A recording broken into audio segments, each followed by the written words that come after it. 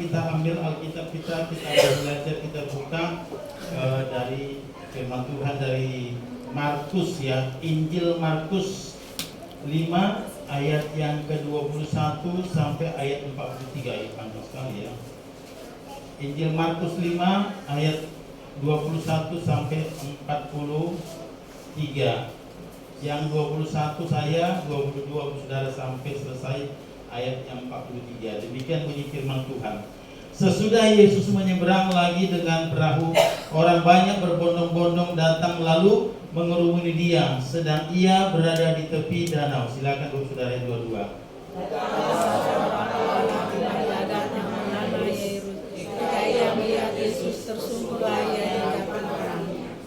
Dan memohon dengan sangat kepadanya, anakku perempuan sedang sakit hampir mati. Datanglah kiranya dan letakkanlah tanganmu atasnya, supaya ia selamat dan tetap hidup. Lalu pergilah Yesus dengan orang itu. Orang banyak berbondong-bondong mengikuti dia dan berdesak-desakan di dekatnya. Adalah di situ seorang perempuan yang sudah 12 tahun lamanya menderita pendarahan.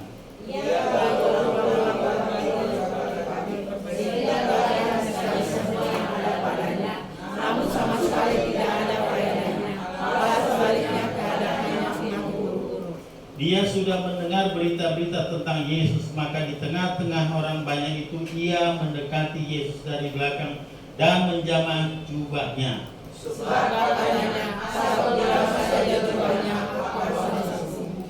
Seketika itu juga berhentilah pendarahannya dan ia merasa bahwa badannya sudah sembuh dari penyakitnya. Pada ketika itu juga Yesus mengetahui bahwa banyak tenaga yang keluar dari dirinya. Lalu ia berpaling ke tengah orang banyak dan bertanya, siapa yang menjamah jubahku? Murid-muridnya menjawab, engkau melihat bagaimana orang-orang ini berdesak-desakan dekatmu, dan engkau bertanya, siapa yang menjamah aku? Lalu yang menghadap dirinya melihat siapa yang melakukan hal itu. Perempuan itu yang menjadi takut dan gemetar ketika mengetahui apa yang telah terjadi atas dirinya, tampil dan tersungkur di depan Yesus dan dengan tulus memberitahukan segala sesuatu kepadanya. Maka katanya kepada perempuan itu, hai anakku, imanmu telah menyelamatkan engkau. Pergilah dengan selamat dan sembuh dari penyakitmu. Ketika Yesus masih berbicara, datanglah orang dari keluarga kepala rumah ibadat itu dan berkata, anakmu sudah mati, apa perlunya lagi engkau menyusah-nyusahkan guru? Tetapi Yesus yang menjawab dan berkata mereka dan berkata kepada kepala rumah ibadat, jangan takut, percaya saja. Lalu Yesus tidak memperbolehkan seorang pun ikut serta, kecuali Petrus, Yakobus, dan Yohanes saudara Yakobus. Mereka tinggal di rumah kepala ibadat dan di sana dilihatnya orang-orang itu menangis dan merata dengan suara nyanyi. Sesudah ia masuk, ia berkata kepada orang-orang itu, mengapa kamu ribut dan menangis? Anak ini tidak mati tetapi tidur. Tetapi mereka membawa dia, maka diusirnya orang itu, lalu dibawanya ayah dan ibu anak itu, dan mereka bersama-sama dengan dia masuk ke kamar anak itu. Lalu dipegangnya tangan anak itu, katanya, talita kum, yang berarti, hai anak, aku berkata kepadamu, bangunlah. Ketika itu juga anak itu berdiri dari dalam, sebab bangunnya sudah 12 tahun, semua orang yang sakit melihatnya. Ayat 43 sama-sama 32 ya. Dengan sangat ia berpesan kepada mereka supaya jangan seorang pun mengetahui hal itu. Lalu ia menyuruh mereka memberi anak itu makan. Tema khotbah saya hari ini adalah jangan takut, tetapi percaya saja. Ya, jangan takut, percaya saja. Yesus dalam pelayanannya selalu diikuti oleh orang banyak dan berbagai macam masalah, persoalan, pergumulan yang dihadapi oleh orang-orang yang mengikuti Yesus pada saat itu dalam kehidupannya. Lalu datanglah seorang kepala rumah ibadat, ya, di tengah-tengah banyak orang yang berbondong-bondong mengikut Yesus. Tiba-tiba ada seorang kepala rumah ibadat datang kepada Yesus dan tersungkur di depan kaki Yesus dan berkata, Tuhan, Guru, anakku sakit. Ya. Dia memohon kepada Yesus supaya Yesus datang ke rumahnya untuk menumpangkan tangan Yesus ke tubuh anaknya yang sedang sakit parah. Dia berharap dengan iman dan percaya kalau anaknya itu pasti sembuh oleh kuasa Yesus. Tetapi di saat Yesus bersama Yairus yang hendak pergi menuju ke rumah si Yairus, tetapi apa yang terjadi? Ada banyak orang berbondong-bondong berdesak-desakan mengikuti Yesus. Ya, mungkin dari antara orang banyak itu yang mengalami masalah sakit penyakit, maka mereka itu selalu berdesak-desakan, berbondong-bondong ikut Yesus. Nah, ini sebenarnya kepala rumah ibadah itu merasa kayak terhambat, ya, merasa terhambat dia. Kenapa? Pada dasarnya dia ingin cepat-cepat pulang ke rumahnya untuk membawa Yesus, supaya Yesus menumpangkan tangan ke tubuhnya yang sakit. Tetapi karena begitu banyaknya orang yang berdesak-desakan, ini menghambat proses percepatan untuk Yesus menuju rumah dia. Kira-kira saudara, bagaimana kita menyikapi, bagaimana kita memandang ya hal ini jika terjadi pada diri kita? Yesus pengen anaknya cepat disembuhkan, tetapi ada banyak tantangan, ada banyak halangan yang terjadi. Ya. Sementara banyak hambatan-hambatan, anaknya sudah hampir mati. Ya. Bapak saudara yang dikasihi Tuhan, dulu sebelum saya buka gereja ini, saya seringkali pelayanan ke daerah, ya, naik pesawat. Nah, saya berangkat dari rumah itu jam 7 pagi. Nanti pesawat dari bandara itu jam berapa? Jam 11 sudah take off. Ternyata dalam perjalanan dari rumah naik damri ke bandara, tiba-tiba di tengah jalan, di jalan tol itu macetnya luar biasa. Macet luar biasa. Tentu saya berpikir, wah ini bagaimana nanti? Keburu enggak? Saya nggak bisa berbuat apa-apa. Karena saya hanya sebatas penumpang, dikendalikan oleh bapak supir. Saya mau marah nggak bisa. Saya mau turun mau ngapain? Betul? Mau kejar, mau naik apa lagi? Taksi nggak mungkin lagi. Saya berpikir, wah ini gawat ini. Kalau ini terlambat, pesawat sudah berangkat. Lalu saya mau ngapain? Bagaimana sikap kita? Bagaimana kita menghadapi masalah yang terjadi? Apa yang harus kita lakukan, saudara? Kita mau marah, Pak Supir, tolong cepat, ambil jalan lain. Gak akan mungkin, saudara. Kita mau marah gak mungkin. Satu-satunya yang harus kita lakukan, Tuhan, jauhkanlah pencobaan-pencobaan ini daripada aku.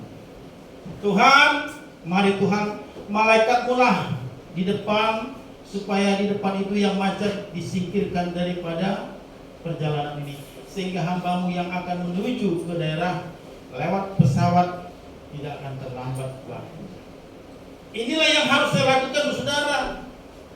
Saya hanya berdoa dan percaya kalau Tuhan itu sanggup melakukannya. Pertolongan Tuhan tidak pernah terlambat bagi orang yang percaya. Ya, Bapak saudara yang dikasihi Tuhan, dalam mencapai suatu tujuan, katakanlah kita sudah yakin dan percaya bahwa kita akan mendapatkan sesuatu yang akan kita tuju tepat pada waktunya, untuk kita terima, untuk kita dapatkan. Tetapi apa yang terjadi? Di dalam perjalanan untuk mendapatkan itu, seringkali ada tantangan, seringkali ada masalah. Tiba-tiba persoalan masalah datang untuk menghambat, sehingga apa yang kita sudah capai, yang akan kita dapatkan, terkadang kita apa? Kecewa. Betul? Kita rasanya kecewa. marah. Tuhan kok begini? Kenapa ini terjadi? Aku sudah percaya, aku sudah yakin kalau itu dapatku. Ternyata karena ada banyak hambatan ini bisa gagal. Ini bisa terjadi bagi kita semuanya. Siapapun kita pasti akan mengalami hal yang seperti itu. Kita kecewa. Nah, seorang perempuan yang sudah 12 tahun lamanya pendarahan, ya, dia sakit, dia sudah berobat kemana-mana, udah pergi ke tabib, uang sudah banyak habis, dengan harapan dia pasti sembuh. Tapi apa yang terjadi? Justru sakit penyakitnya semakin parah. Cari tabib, uang habis. Bukan makin sembuh, saudara. Justru penyakitnya semakin tambah parah. Saya ada jumpain orang yang saya layani, sakit parah, stroke tangan kirinya. Awalnya mau percaya didoain, terus dia udah percaya kalau itu pasti sembuh. Tahap pertama sudah ada pemulihan, tapi karena ada pengaruh dari adiknya yang katakanlah dari suatu daerah, mendengar bapaknya sedang sakit, tiba-tiba dia datang. Lalu apa yang dia lakukan? Dia ajak saudara-saudaranya, abangnya ini bisa dipengaruhi.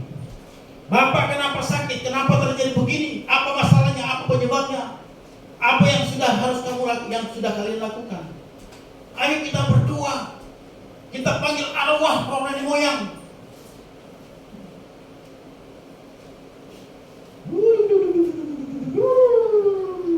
Dipanggil roh nenek moyangnya. Apa yang terjadi?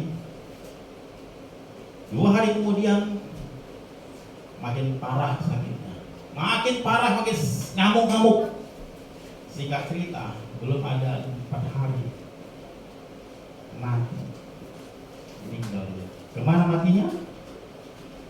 Sesuai dengan amal perbuatannya. Betul. Dia awalnya sudah percaya kalau mujizat itu terjadi, sudah ada proses, tapi karena ada orang-orang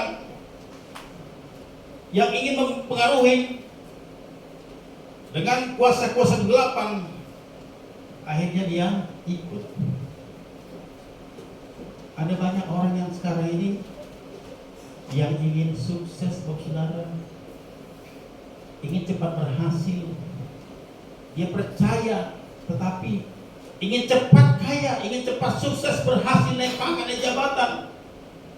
Tapi kemana perginya? Karena terhambat. Tunggu dulu katanya. Yang sabar dengan proses. Dia pergi mana? Ke Gunung Kawi. Ini banyak terjadi, saudara. Dan orang itu cerita sama saya. Kelamaan Pak, nunggunya. Mendingan kita cari jalan pintas. Jalan pintas kemana? Ke Gunung Kawi. Ada pasangan anak muda pacaran, ini laki-laki, ini perempuan, ingin cepat menikah, tapi si perempuan bilang tunggu dulu. Ini bilang kenapa harus lama-lama? Ini bilang cepat apa yang dikejar, lambat ada yang ditunggu. Karena ini pengen buru-buru, ini tidak mau. Akhirnya apa? Dukun cinta ditolak, dukun bertindak. Itu sering terjadi, saudara. Cinta ditolak, dukun bertindak, karena ini pengen cepat-cepat. Ada lagi orang-orang supaya istrinya tunduk kepada dia. Dia pakai apa? Kuasa gelap. Supaya orang anak buahnya tunduk kepada dia, dia pakai kuasa gelap. Ini namanya bodoh, ini namanya bego. Saya bilang, pergi ke dukun mau ngapain? Ya. Tanya patung untuk apa? Tanya dukun untuk apa? Dukun itu adalah orang bego. Kalau orang datang ke dukun bertanya minta kaya, justru orang yang bertanya itu adalah orang yang paling bodoh. Ditanya dukun, dukun tahu apa? Mungkin dia bilang, kamu tanya saya. Kalau saya jadi orang kalau saya orang pintar nggak mungkin jadi dukun. Karena saya bego, makanya saya jadi dukun. Betul? Ya, yang sayangnya yang datang kepada dia begoin. Berarti yang paling bego dia mana? Yang datang kepada dia. Itu paling bego. Saya bilang dukun bisa apa? Kalau dia pintar, nggak mungkin jadi dukun. Justru karena dia bego lah, maka jadi dukun untuk datang membego kita. Jadi si perempuan ini sudah 12 tahun lamanya perdarahan. Ya, pergi berobat kemana-mana tidak sembuh. Tentu sebagai manusia itu pasti kecewa. Coba kita buka di dalam Habakuk 3 ayat 17. Habakuk 3 ayat 17. Habakuk lebih kecil ini ya. Habakuk 3 ayat 17. Sudah?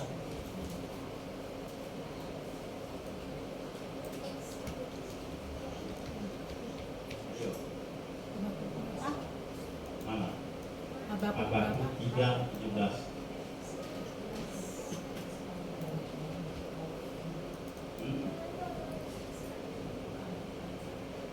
Ayat 17. Habakuk ayat 17.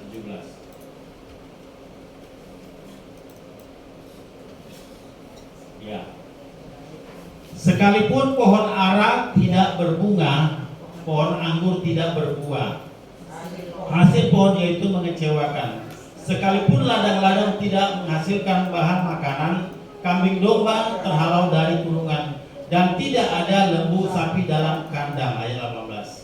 Namun aku akan bersorak-sorak di dalam Tuhan, beria-ria dalam Allah yang menyelamatkan aku. Ayat 19. Allah Tuhanku itu kekuatanku, Ia membuat kakiku seperti kaki rusa, Ia membiarkan aku berjejak di bukit-bukitku untuk memimpin biduan dengan permain kecapi.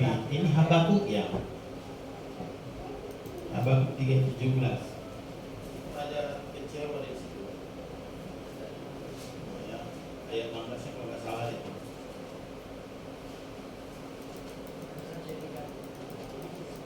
Oh iya, ayat 17. Sekalipun pohon ara tidak berbunga, pohon anggur tidak berbuah, pohon zaitun mengecewakan. Sekalipun ladang-ladang tidak menghasilkan bahan makanan, kambing domba terhalau dari kurungan, dan tidak ada lembu sapi dalam kandang. Namun aku akan bersorak-sorak di dalam Tuhan, beria-ria di dalam Allah yang menyelamatkan aku.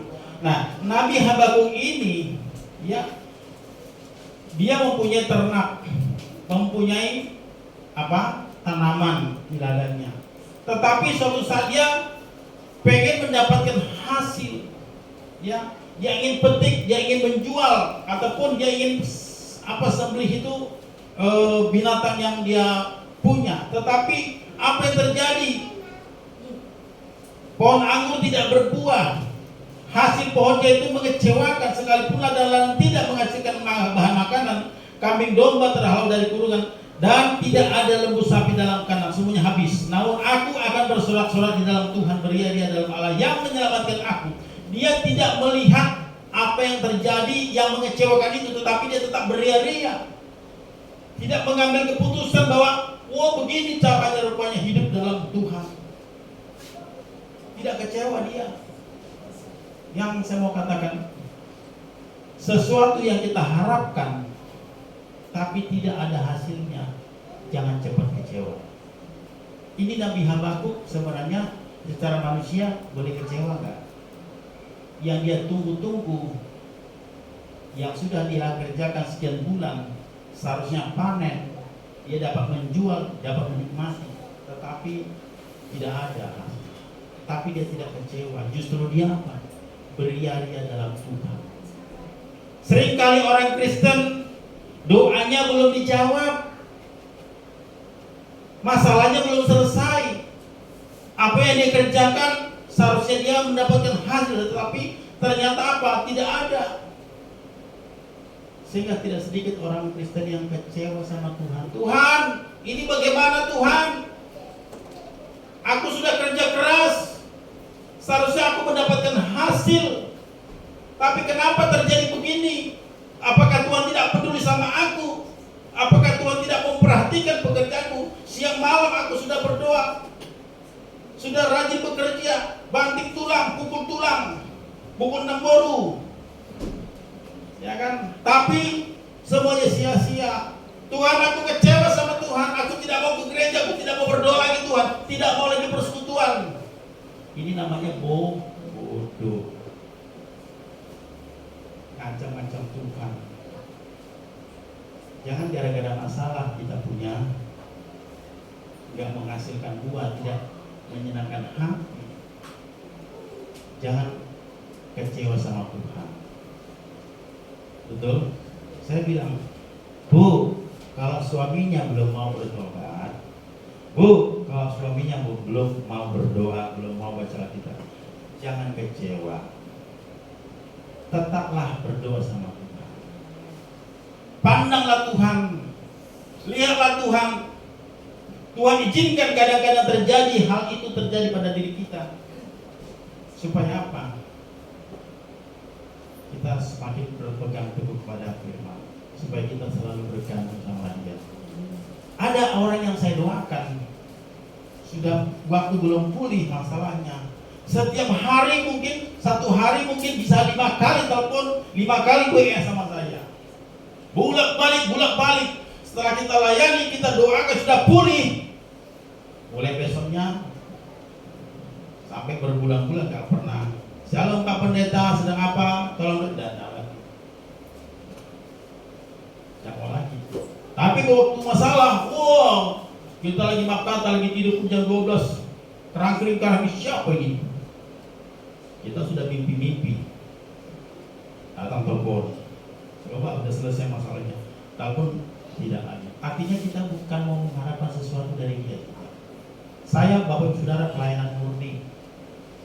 Pelayanan itu nggak minta apa-apa. Ya, justru kadang-kadang orang panggil saya yang traktir orang. Terbalik ya? Aneh ya? Luar biasa. Saya nggak pernah berharap sama orang. Bayangkan kadang-kadang jauh. Kadang-kadang kita, Pak Pendeta nanti ini nomor saya ganti, Bapak telepon ke sini ya. Saya bilang, kami yang perlu atau saya? Seharusnya dia telepon saya karena ganti nomor kan. Kalau saya telepon, apalagi perempuan, ini siapa ya? Ini amat sih. Harusnya dia telepon, bukan saya. Kadang-kadang kita memang melayani, tapi kadang-kadang kita telepon karena kita memang melayani. Yang kita telepon perempuan, yang suruh ini kasih nomornya sama kita telepon dia. Ini siapa ya? Enggak kenal 5 3 pluk. Sakitnya di sini. Tega nian di kau, apa salahku dan apa dosaku sehingga kau matikan handphoneku. Kalau saya bilang belajar. Tapi akhirnya 1 jam kemudian, Shalom Pak Pendeta, maaf, Bapak Pendeta ya? Oh udah, manusia.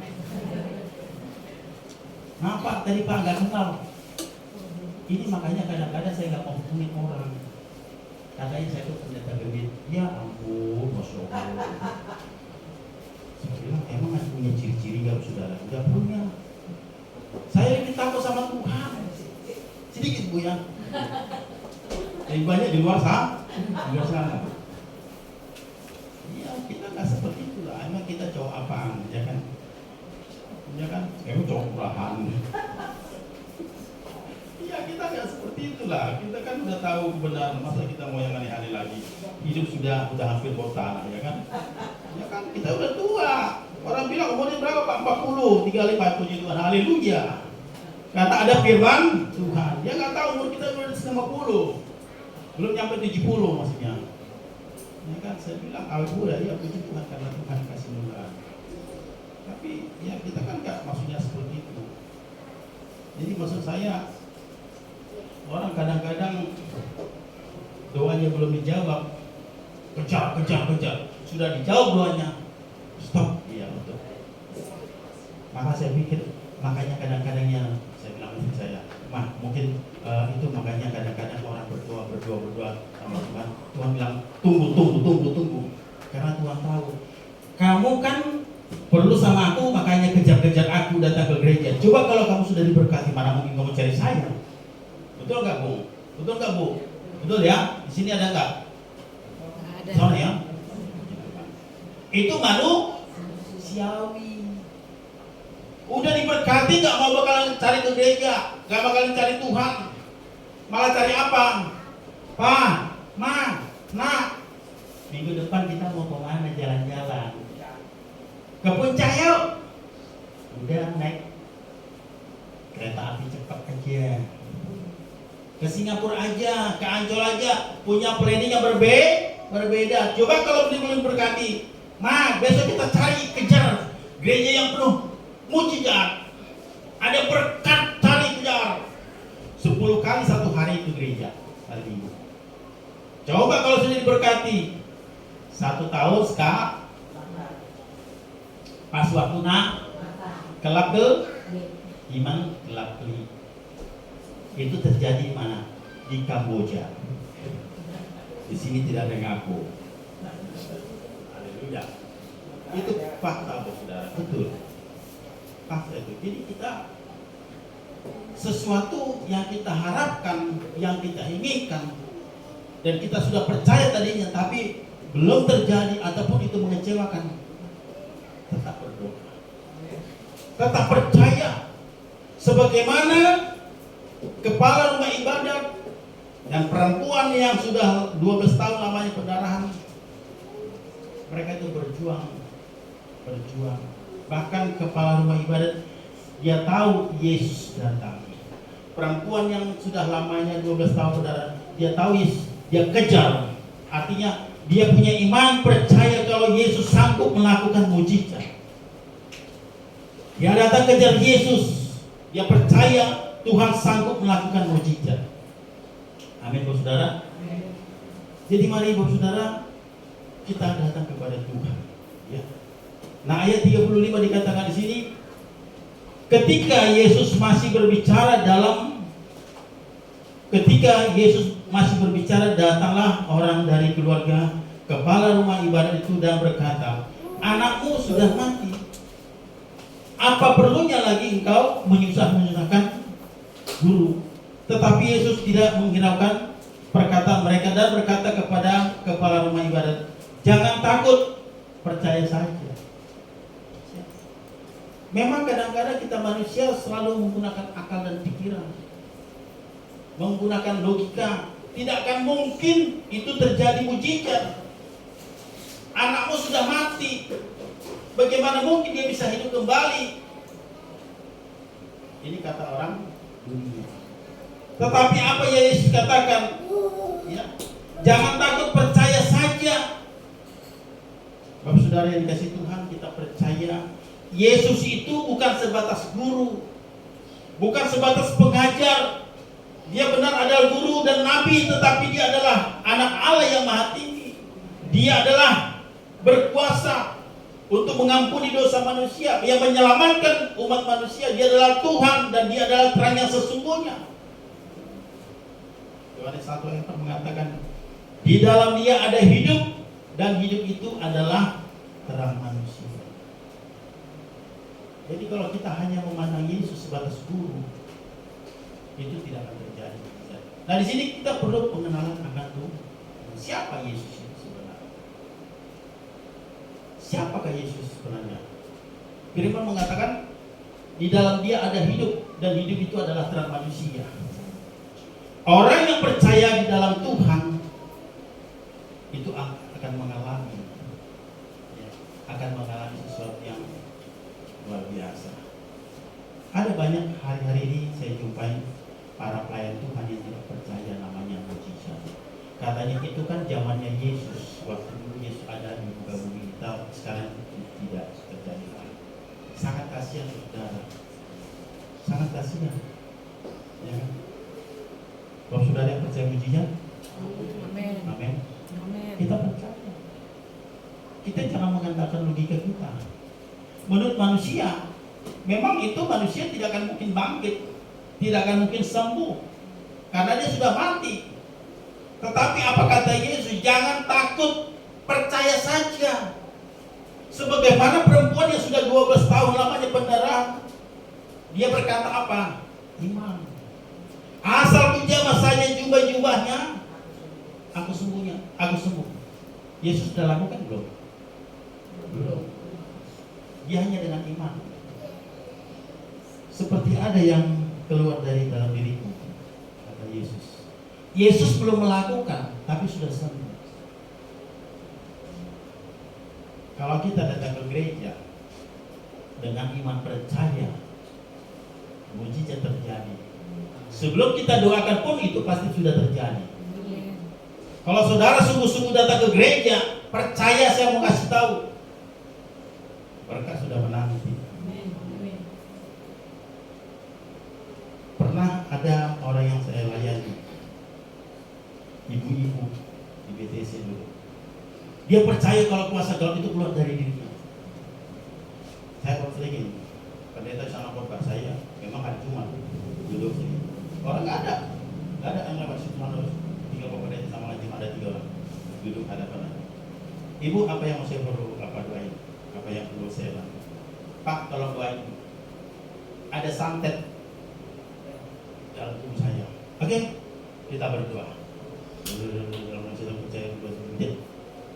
Waktu kita berdoa, ada keluar sesuatu yang besar. Amin. Saya lihat mana kok ada. Dia bilang, Pak udah keluar. Loh, belum didoa, belum dia apa? Dilepaskan sudah keluar. Karena apa? Karena dia percaya. Percayalah, jangan takut. Kalau kita benar-benar yakin pada Tuhan, kita tidak perlu takut menghadapi apa yang akan terjadi di hari esok. Memang kita mengatakan akan terjadi masa-masa yang sukar. Bapak saudara, kita lihat ini tanda-tanda akhir zaman. Panas secara global, kelaparan sudah terjadi, peperangan sudah terjadi di mana-mana. Apalagi besok-besok kita nggak tahu. Ini menunjukkan tanda-tanda kedatangan Tuhan yang semakin mendekat. Lalu bagaimana kita menghadapi situasi ini? Apakah kita semakin takut, semakin khawatir? Tuhan bilang apa? Jangan khawatir anakku. Aku tidak pernah meninggalkan engkau sedetik pun. Orang yang takut akan Tuhan, orang yang cari Tuhan, tidak pernah kekurangan sesuatu yang baik. Singa-singa muda meranda kelaparan, tetapi orang yang cari Tuhan tidak pernah kelaparan. Itu kan Pak Pendeta ngomong, itu kan firman Tuhan. Buktinya saya masih kelaparan. Saudara, tetapkan berdoa. Tetapkan berdoa. Mujizat itu, berkat itu jangan kita nilai hanya sebatas efek.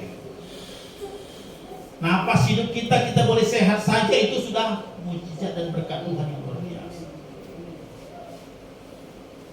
Habakuk bilang tadi, pohon zaitun mengecewakan, kambing domba tidak dalam kurungan, tapi aku beria-ria karena Tuhan yang menyelamatkan aku. Dia tidak akan pernah kecewa dengan apa yang dia capai, tidak menghasilkan, tapi dia memandang bagaimana Tuhan sudah memberikan napas hidup.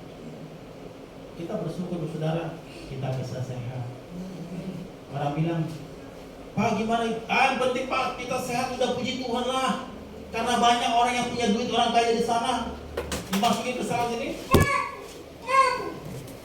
Kenapa saja susah di rumah sakit Pak? Masukin selang jantung di bypass pasang segala macam. Kita bersyukur Pak, kita masih sehat, masih bisa makan apa, pecel lele, ketoprak.